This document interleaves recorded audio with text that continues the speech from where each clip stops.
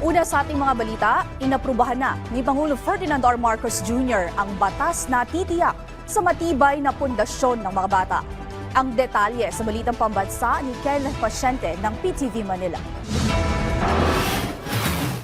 Para lalo pang paigtingin ang pangangalaga sa mga batang Pilipino, nilagdaan ni Pangulong Ferdinand R. Marcos Jr. ang Republic Act No. 12199 o Early Childhood Care and Development System Act na magtitiyak na palalakasin ng edukasyon, nutrisyon at proteksyon para sa mga bata mula pagkapanganak hanggang edad 5. Layo nitong maibigay sa mga bata ang matibay na pundasyon sa pinakamaagang yugto ng kanilang buhay. Ang Early Childhood Care and Development Council ang mangunguna sa pag-aalaga sa mga batang wala pang 5 taon, habang ang Department of Education naman ang mangangalaga sa mga nasa edad 5 hanggang 8. Bahagi rin ng batas ang pagtiyak ng serbisyo para sa mga bata na may kapansanan. Kasama na ang maagang intervention at inclusive education. Kasama sa ipinatutupad na sistema ang malawakang koordinasyon ng mga ahensya ng gobyerno at mga lokal na pamahalaan upang maipatupad ito sa buong bansa. Pinuri naman ni Senate Committee on Basic Education Senator Sherwin Gatchalian ang hakbang na ito ng Pangulo. Ipinunto niya na dapat mabigyan ng pansin ang pundasyon ng kabataan lalo na sa murang edad dahil dito anya nakasalalay ang kanilang pagkatuto.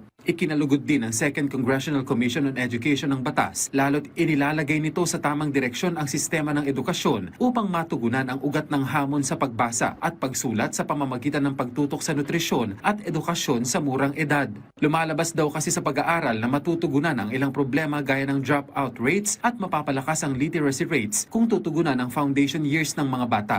Nitong Abril, maaalalang sinaksihan ng Pangulo ang paglagda sa Joint Memorandum Circular para sa pagtatayo ng Child Development Centers. Nasa 300 CDCs ang target na maitayo, kung saan mabibigyan ng prioridad ang mga low-income barangay na wala pang CDC. Alinsunod sa mga alituntunin ng Joint Circular, dapat magsumite ang mga LGU ng kanilang budget request sa pamamagitan ng DBM Apps Portal, kung saan susuriin at irerekomenda ng DepEd ang mga kwalipikadong proyekto.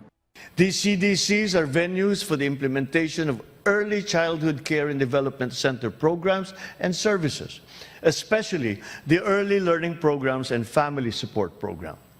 Sa mga center na ito, maaaring makapaglaro, makapagbasa at makapag-aral ang ating mga kabataan. It can also be used as a resource center for developmentally appropriate learning materials and a laboratory for conducting research, data gathering, and innovations about early childhood. Mula PTV Manila, Kenneth Pasyente, Balitang Pambansa.